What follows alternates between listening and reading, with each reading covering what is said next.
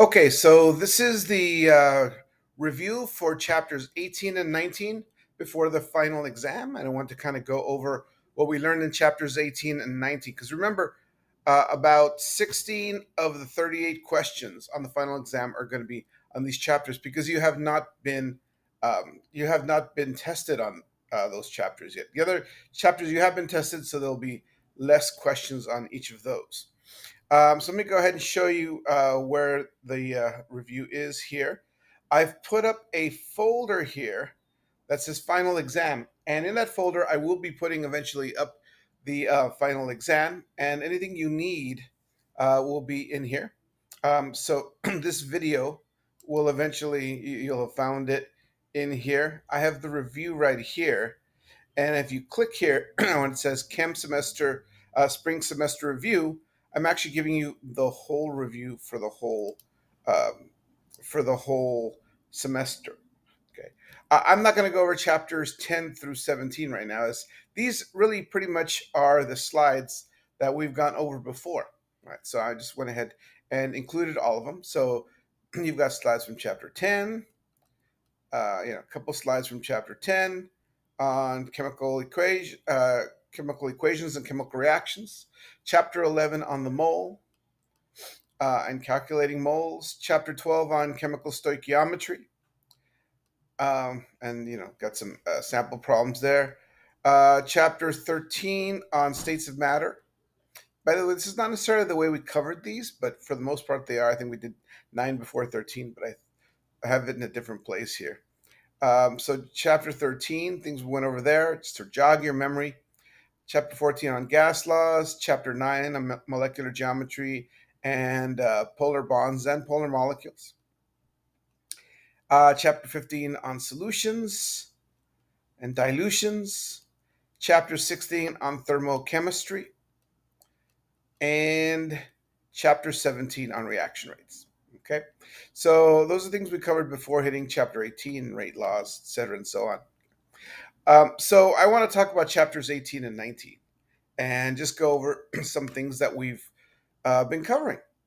So in chapter 18, what we covered was chemical equilibrium. And the few things you're responsible for knowing. You're responsible for being able to come up with an equilibrium expression or law of mass action by using a chemical reaction.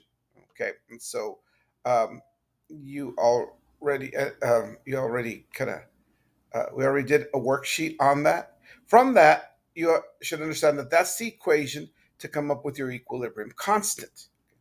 So how do you come up with that? Well, in the notes on equilibrium, you there's a general way of solving for this. So it says right here for any reaction, A and B reacting to form C and D, um, and M and P and Q here are the coefficients. The way you find out the equilibrium constant is you write K equals 2, and it's always K equals 2. It always starts out with K equals 2. Um, Then you put the product's concentration on top. So concentration of C, you raise it to the coefficient P.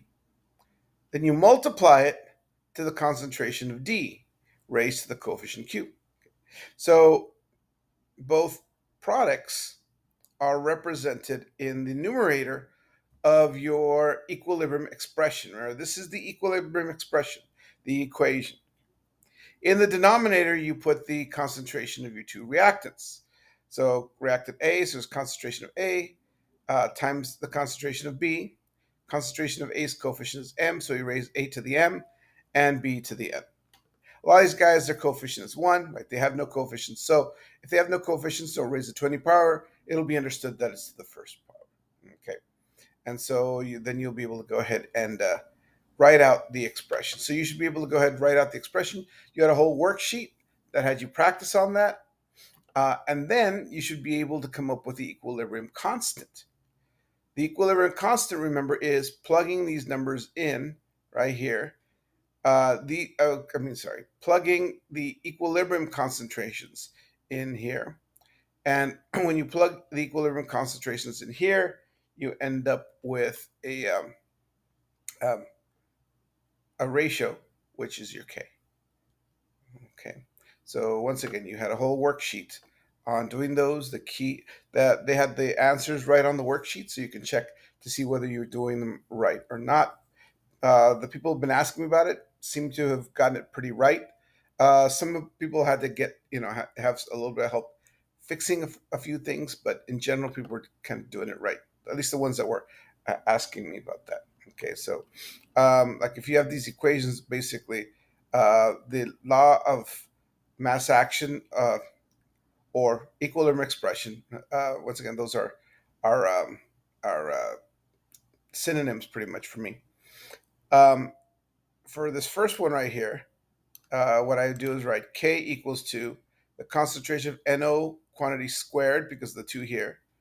And since it's the only product, I'd go ahead and just put that in the denominator. I mean, the numerator. I'd then go ahead and put the bar, and then in the denominator, I put N2 to the first power times O2 to the second power. And that'd be it. Okay. If I was given concentrations of NO and O2 and N2 at equilibrium, right? These are equilibrium concentrations, plug them in, and it would give me my equilibrium constant. Okay, so yeah, whole worksheet on and so you should be able to go ahead and do problems like this, right? Okay, so that's a couple of things you should be able to do. Right? So come up with the equilibrium expression and then determine the equilibrium constant. When you have the equilibrium concentrations, you can plug into the equilibrium expression.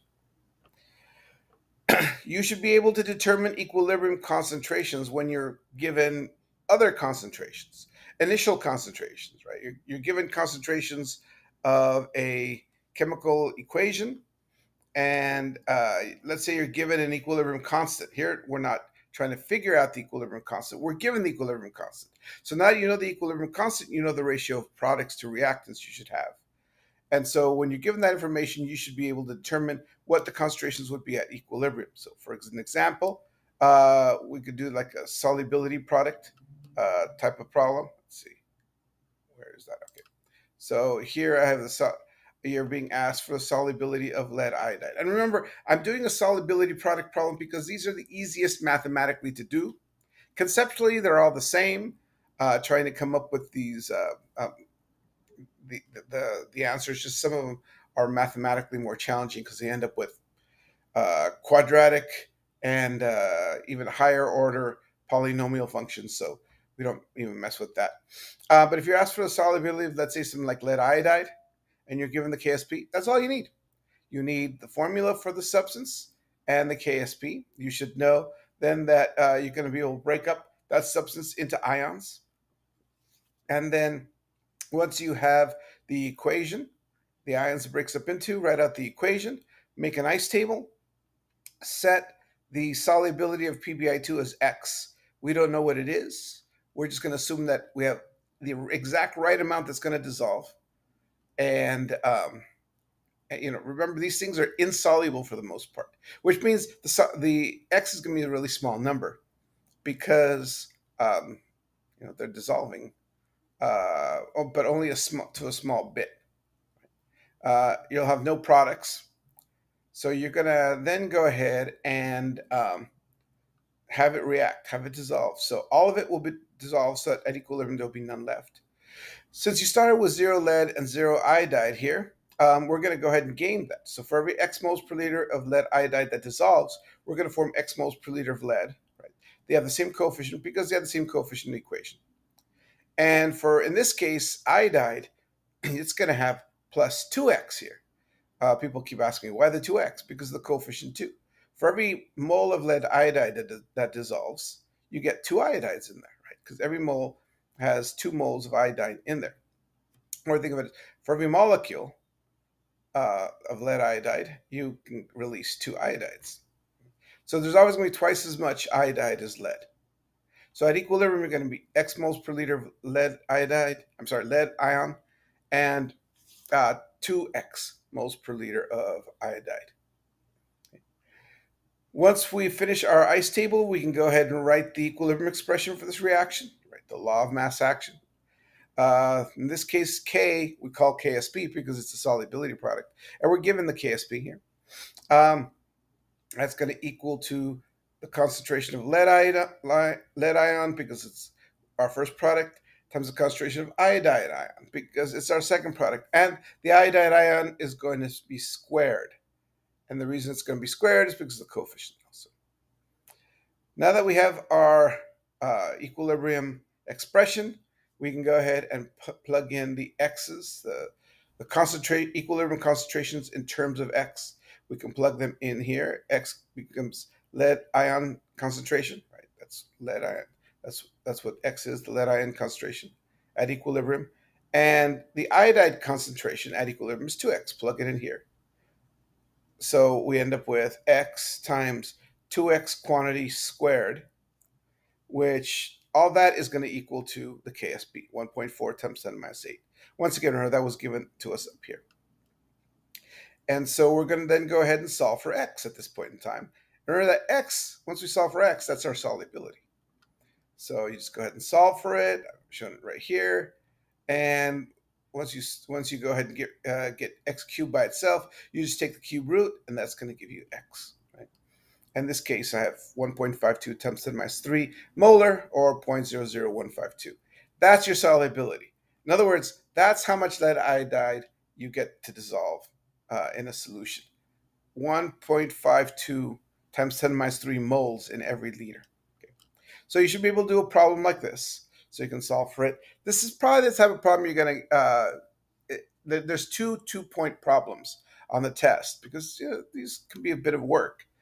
So I figured, they should be worth more than the other ones. So make sure you know how to do them, because if you don't do these, then that's 2 points lost on the test. Okay. So that's the type of problems you should be able to do for the final. Okay, so where are we at? Yeah, go back over here. Okay, so that's the chemical equilibrium. Then there's Le Chatelier's principle. You should be able to do Le Chatelier's principles problems. Remember, Le Chatelier's principle problems do not require any calculations, but they require you to figure out how a chemical reaction's equilibrium will shift based on a stress. So there are 3 stresses: concentration change, temperature change, and pressure change. And you'll recall we went over them. If concentration increases, the reaction wants to decrease, and so the reaction will go in the direction opposite. That will decrease the concentration of what you just increased. Right. Temperature changes are dependent on whether a reaction is exothermic or endothermic. For reactions exothermic, heat is on the right side of the equation, so you treat it like a product. And so you go, okay, well, temperature wants to, if you're going to increase the temperature on the equation is going to want to lower that temperature back down. Therefore, you're going to go away from the heat. Okay. If you want to warm the reaction back up, you're going to go toward the heat. Okay. And accordingly, how does it affect all the other things? Your worksheet had you do problems like that. When temperature change is implemented for an endothermic reaction, now your heat is to the left of the arrow. It's considered a reactant, and so it'll have the opposite effect of when it was an exothermic reaction. And the last one is pressure change. Remember, pressure change is mostly secondary to a volume change. If you smash the contents of a reaction together, or if you spread them out, the pressure will go in the opposite direction. So smashing together the contents of your chemical equilibrium will make the pressure increase. The reaction wants to decrease it back down. And it's going to go in the direction where there's less gas molecules. So this is all about having less gas molecules on one side, more gas molecules on the other. If there is a point where there's an equal number of gas molecules on each side, then that's not going to have any effect. Okay. So those are the things we learned in Chapter 18. Okay, I'm putting this up on the Monday before finals, and hopefully you'll be able to go over it in that day if you're going to go over it. That way you can ask me any questions on Tuesday. I'm not going to go over this in class. This is for you to kind of go over optionally in your at your own time. So if any questions come up, please let me know. So that's chapter 18. Chapter 19, believe me, we could have spent 3 weeks on this chapter, but we only spent 4 days. So we just kind of cut to the chase of it. You did a lot of reading, got a lot of definitions. So you should know what the definition of an acid and a base is. Remember that an acid is a hydrogen ion donor, a base is a hydrogen ion acceptor. That's why acids and bases are yin yang of each other. Okay, because acids want to give away their hydrogens, bases want to take those hydrogens and bring them toward themselves. So they're happy with that. Know the difference between strong acids and weak acids. We're going to focus mostly on acids because of the short amount of time that we have. So remember that strong acids have large Kas, and weak acids have small acid constants, or Kas. And what that does is basically tell us that, hey, strong acids, they're going to react to completion. All the reactants are going to turn to products.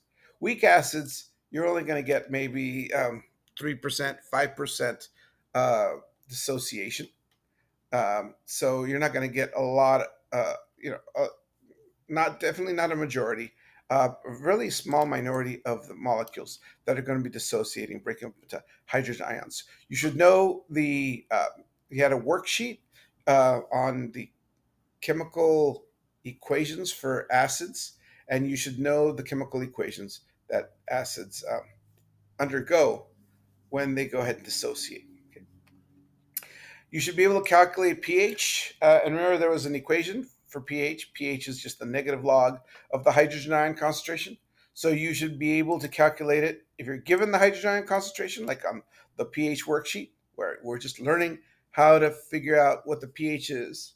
And basically, if you have the hydrogen ion concentration, you can figure out the pH. Or if you're given the pOH, subtract the pOH from 14. That'll also give you the pH. But we didn't have anything like that on the worksheet. There's a place for that when you're dealing with bases, but we really didn't deal that much with bases. So you're probably going to be calculating pH mostly from the fact that you're given or you calculate a hydrogen ion concentration.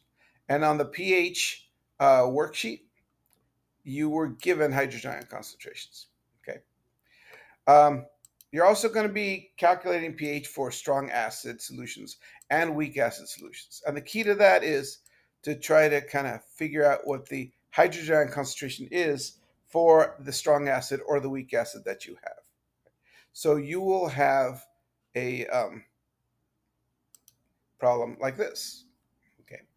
If you're asked to come up with a pH of for example, 0.8 molar HOCl, this is hypochlorous acid solution, and you're given the equilibrium constant, or the acid constant, Ka, of that acid, 2.8 times 10 minus 8. You should be able to come up with the hydrogen ion concentration. And so what we are doing here is we are shooting for trying to come up with this right here. Oops. We are shooting for, this thing's out of control. All right. We are shooting for trying to figure out what this is. What is X? All right, if you can come up with X right here. That's what we want to find out. Okay. And so you write out the equation. You know it's just this acid. You put the acid, write out its dissociation equation. They're all the same. Right? The acid breaks up into hydrogen ion and its conjugate base. Remember, the conjugate base is this whole thing minus the hydrogen, hide the hydrogen, and then make the charge go down one. And then you put an ice table, and the ice table, you put the initial concentration right here, right? This concentration, put it right here. No hydrogen ion, no OCl minus ion. Then you know that of the 0.8, you're going to lose X moles per liter of HOCl. This is a weak acid, which means we're not going to lose a lot of the 0.8. But we do want to find out how much we lose, because that's what we're looking for. However much we lose, that's what's going to be the hydrogen concentration. So minus X here, plus X, plus X. They're always that way. As opposed to the solubility product ones, you hardly ever get a plus 2x or plus 3x over here, because they're all always 1 to 1. You're losing one hydrogen at a time. So minus x plus x plus x. So at equilibrium, HOCl here is 0.3 minus x, x, and x. Then you write the equilibrium expression for this reaction. Once again, remember that the equilibrium expression equals to the acid constant, or Ka. That's going to be equal to products over reactants. Products are H plus and OCl minus. The reactant is HOCl, and that's going to equal to, that's going to be equal to the Ka. Now we're going to go ahead and start plugging stuff in here. Once again, at equilibrium, hydrogen ion concentration is X. OCl's concentration is also going to be X. We're going to end up with X squared in the denominator. And in the numerator. And the numerator is X squared. In the denominator, we have HOCl. There's only one reactant, HOCl, this acid. And so HOCl goes down here. We plug that in. That ends up being 0.8 minus X is HOCl. So we end up with X squared over 0.8 minus X is your equilibrium expression with X's being substituted for the concentrations. Well, the concentrations in terms of X being put in for these concentrations here, notations. That's going to equal to your Ka, 2.8 times 10 minus 8. And if you watched the video that I made on weak acids, you'll remember that we made the assumption because this X here makes us go ahead and get a quadratic equation, or you'd have to use a quadratic formula, which is a pain in the neck. We make the assumption that 0.8 minus X is equal to 0.8. Okay, and if you want to see why we can do that, watch that video, like the last 9 minutes, just why this is so. And I went ahead and used the quadratic formula to show you basically get the same answer. Makes it much easier when you do that. So by assuming that 0.8 minus X is about the same as 0.8, we actually get rid of this X here. And we end up with X squared over 0.8 is equal to 2.8 times 10 minus 8. Multiply both sides by 0.8 so we can get rid of anything in the denominator, and you end up with X squared is equal to 2.8 times 10 minus 8 times the 0.8. So this 0.8 right here was what we multiplied to the right because we had multiplied to the left to get rid of the 0.8 in the denominator. So we end up with X squared is equal to these two things multiplied together. Take the square root of both sides, and you end up with X is equal to this number, 1.5 times 10 minus 4th. X, now that we know what X is, that's our hydrogen ion concentration. Okay. Now that we have our hydrogen ion concentration, we can figure out the pH. So that's the thing about these weak acid problems, and even the strong acid problems, which are much easier. The key is to find out what the hydrogen concentration is. What is this number? Once you find out what X is, that's your hydrogen concentration. Then you plug it into your pH formula right here for the hydrogen concentration, and that's going to give you your pH. Okay, so it's not a very strong acid, Ka 2.8 times 10 minus 8, but it still gives you a rather acidic pH, 3.82. And so this is how you would work, and you should be able to work a weak acid problem. I think I gave you a shortcut of, in order to figure out hydrogen concentration, is just the square root of the Ka times the initial acid concentration, and that's what you see here. That's these two things to multiply together give you X squared. So just to get X, you take the square root of all this. And if you remember that, you don't even have to go through all this stuff. Okay, it makes it much easier. Once again, one of the questions on the final exam will probably be a weak acid problem, because look at all this work. I didn't think it should just be 1 point. It'll probably be a 2-point question. But once again, if you don't know how to do these, then you're going to miss out on 2 points. Okay, so you should be able to calculate the pH of a weak acid solution. The strong acid solutions are much easier because it's just the pH is the log of this concentration right here, the acid concentration. So let's say this was a strong acid. HOCl is a weak acid, and it's got a K less than 1. But let's say this was HCl or HNO3. The pH is just the negative log of this. Because what we're going to do is we're going to put this here. You can make your ice table and put the initial line to be the same. But Since it's a strong acid, what you're going to do is assume that the reaction goes to completion. In other words, this is going to be minus 0.8. All zero point 0.8 moles per liter of your strong acid are going to react. And if you're losing 0.8 moles per liter here, that means you're going to gain 0.8 moles per liter here and another 0.8 moles per liter here. So your hydrogen concentration at equilibrium will be 0.8. Okay. Makes it much easier. If you have any questions, watch the strong acid video that I put up. Okay. All right. So those are the things you need to be able to do from these chapters 18 and 19. Okay. I hope this was helpful. If you have any questions, let me know. Tuesday before finals, I'm just going to go ahead and give you guys time to work on your formula sheets, your cheat sheets, and maybe answer any questions that anybody might have. Okay. Good luck.